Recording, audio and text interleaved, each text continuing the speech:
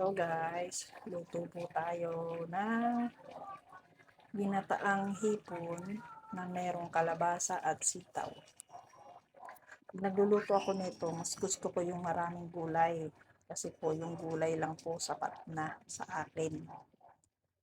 Pero ito po, hipon po kasi ang laman.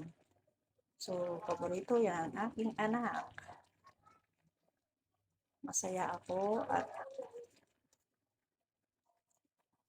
yung mga anong pamilya kong kumakain. Lalo na pag nakikita ko silang maraming kumain. At walang nasasayang. Sarap po.